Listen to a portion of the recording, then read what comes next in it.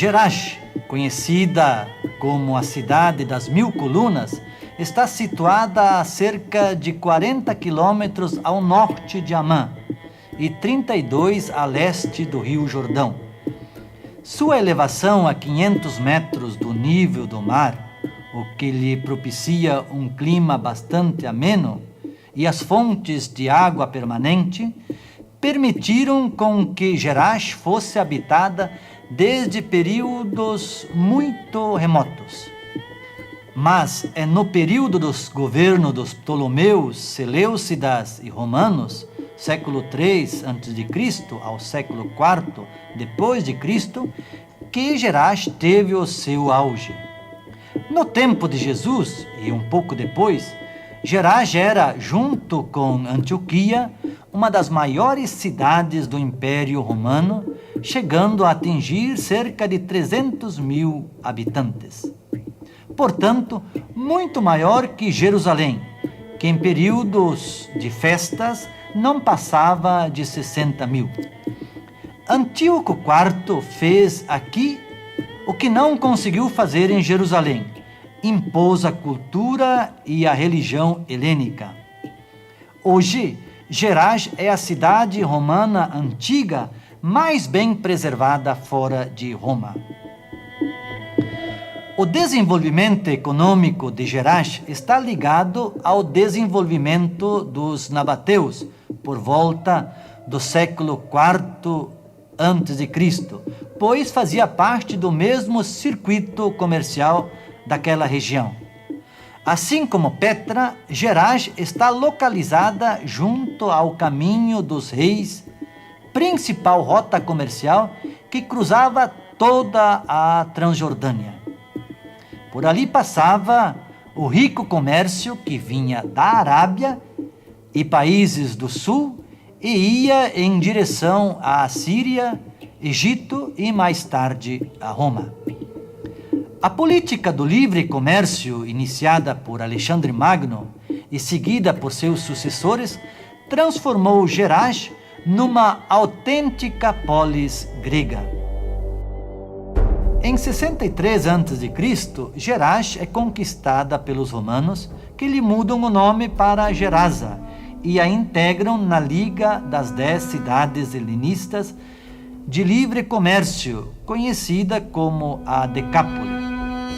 Gerasa será a rainha da Decápole, que inclui Amã, Filadélfia, Canata, Pela, Citópolis, que é Betzã, Gadara, Hipos, Dion, Rafana e Damasco. Todas as cidades se encontravam na Transjordânia, exceto Citópolis, Betzã, que se situa em Israel, ao sul do lago da Galileia e próximo do Rio Jordão.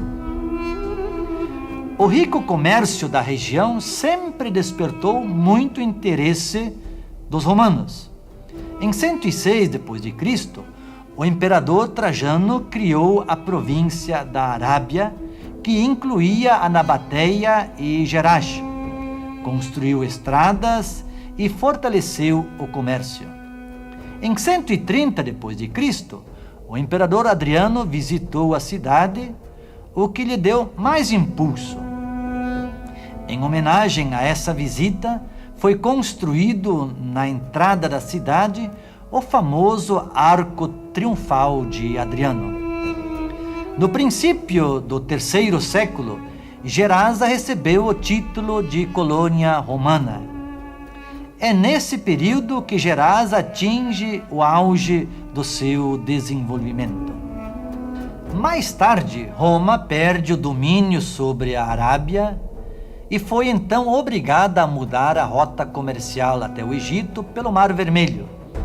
Esse fato teve um efeito negativo sobre a economia de Gerasa, que começa a declinar. Em 614, a cidade é conquistada pelos persas e em 747, destruída por um violento terremoto, do qual nunca mais se recompôs plenamente.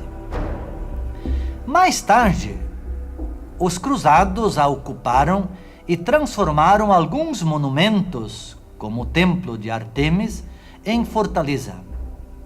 No século XIX, os habitantes árabes recuperaram o antigo nome da cidade, Jerash. As escavações e as restaurações de Jerash começaram em 1925 com o arqueólogo Gersten e continuam até hoje.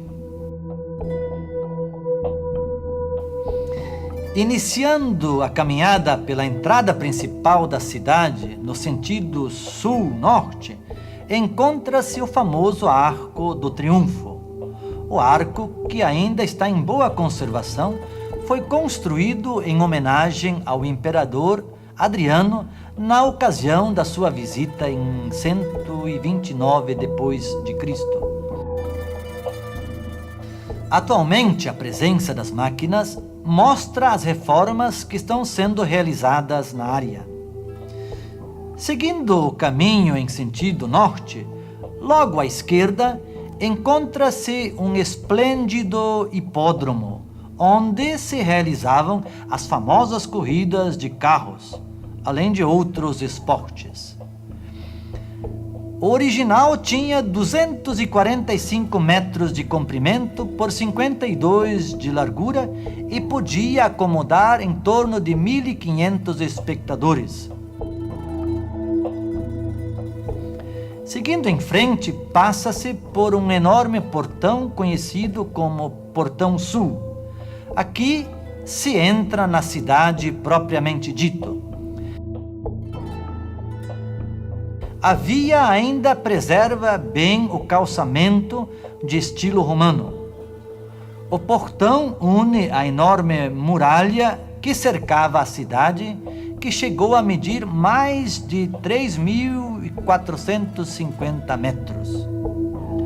A muralha foi reformada e ampliada várias vezes. A que existe atualmente representa ser do período bizantino. Seguindo em frente, desemboca-se na espetacular Praça Oval, rodeada por impressionantes colunas jônicas. A praça mede 90 por 80 metros. Anexo à Praça Oval, na parte ocidental, se encontra o imponente Templo de Zeus. Um pouco mais elevado que o resto da área, o templo foi construído sobre as ruínas de um templo mais antigo. Na parte frontal havia uma enorme escadaria que conduzia ao templo. Na galeria se encontra uma magnífica maquete de como era o templo originalmente. Logo à direita do templo de Zeus, no lado norte, está o Teatro Sul, cujas muralhas ainda se encontram de pé em uns 70%. O teatro tinha capacidade para umas 3.000 pessoas e foi construído no reinado do imperador Domiciano, que reinou de 81 a 96 d.C. Alguns assentos ainda guardam as marcas das letras gregas, sinal de que havia assentos especiais que eram reservados. Atualmente, o teatro é usado para apresentações culturais típicas de Jerash. No dia a dia, é um excelente ganha-pão para artistas populares que entretêm os turistas que aí passam.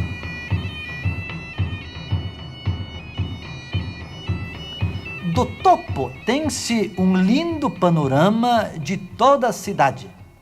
No lado esquerdo existe uma área ainda pouco escavada e no lado direito fica a Jerash moderna.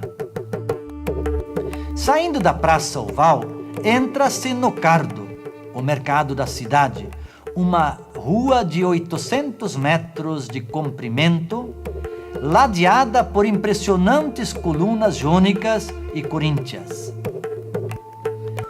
A rua corta o centro da cidade de sul ao norte. Ela foi restaurada e ampliada no final do segundo século depois de Cristo e hoje é uma das mais impressionantes e bem conservadas ruas de todo o Império Romano. Nas laterais encontravam-se as lojas de comércio. Outras ruas menores, também com belas colunas, cruzavam a rua principal. As pedras do calçamento são originais romanas. Ainda é possível ver nelas as marcas das rodas dos carros. Adentrando-se na cidade, pela Rua do Mercado, o Cardo, chega-se ao centro, onde, à esquerda, se encontra o templo romano de Dionísio, construído no século II. No período bizantino, no século IV depois de Cristo, o templo foi transformado em igreja cristã, passando a ser chamada de a Catedral. As altas escadarias revelam sua importância. No lado norte da catedral está a esplanada do Templo de Ártemis, uma enorme área que originalmente estava cercada por altos muros. Na parte de trás se encontra o imponente Templo de Ártemis, patrona da cidade de Jerash, construído em 150 depois de Cristo. As majestosas colunas se levantam sobre uma parte mais elevada. Das 12 colunas originais, 11 ainda estão de pé. No interior se encontra o santuário onde estava a estátua da deusa Ártemis, filha de Zeus. Logo atrás do templo de Ártemis se encontra uma área de 13 igrejas bizantinas que ainda preservam belos mosaicos de plantas, flores, animais e pessoas. Ao todo, foram escavadas 15 igrejas bizantinas em Jerash. Isso mostra o impacto do cristianismo sobre a cidade depois de se tornar a religião oficial do império. Os mosaicos a céu aberto correm o risco de sérios danos pelo tempo e pelo contato humano.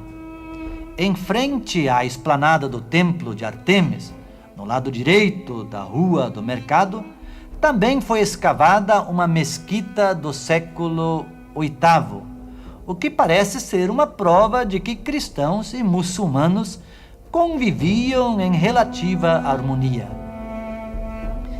Quase no final da Rua do Mercado, no lado direito, se encontra a área dos banhos públicos, que se dividia em banhos quentes, o caldário, e frios, o frigidário. É um complexo de 50 por 70 metros que foi destruído pelo terremoto de 747 e cujas torres ainda se encontram ali onde caíram. Em frente à área dos banhos, no lado esquerdo da Rua do Mercado, se encontra o Teatro Norte, construído em 165 depois de Cristo. O seu original era bem menor. O atual foi ampliado em 235 depois de Cristo para 1.600 lugares. No subsolo ainda se encontram preservados em boas condições os corredores para a entrada ao palco. Chama a atenção o cenário pintado em forma de meia-lua nas cores vermelha, preta e branca. E, por último, no final do cardo, está o portão norte, construído em 115 depois de Cristo. Ali era a saída para as outras cidades da Decápolis. Gerash, ou Gerasa, como a cidade era denominada no tempo de Jesus, aparece no Novo Testamento no episódio da cura do endemoninhado, que ninguém conseguia dominar. O curioso é que os evangelhos colocam o fato em cidades diferentes. Enquanto que Marcos e Lucas situam o ocorrido em Gerasa, Gerash, o evangelho de Mateus, além de dizer que eram 2 endemoninhados, situa a cura em Gadara, cidade que fica a cerca de 50 quilômetros a noroeste de Gerasa. É possível que Mateus tenha optado por Gadara por causa da sua proximidade com o lago da Galileia, em cujas águas os porcos se teriam precipitados.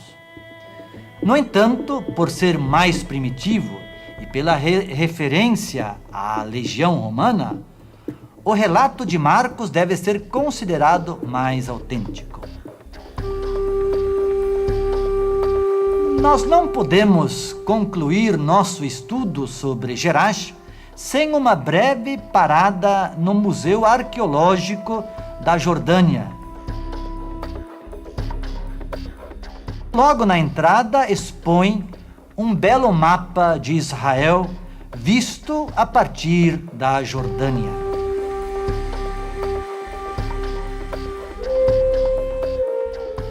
No interior, além dos corpos calcificados, da cerâmica e dos moinhos manuais, 2 peças chamam especial atenção.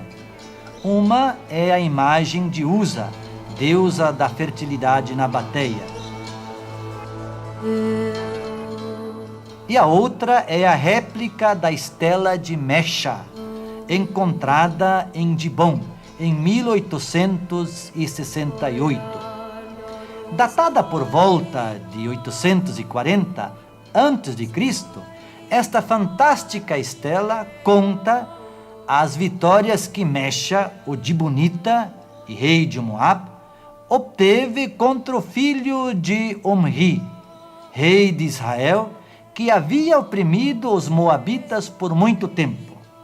O rei Mesha fez a inscrição em homenagem ao seu deus Camosh, por ter derrotado a Javé de Israel.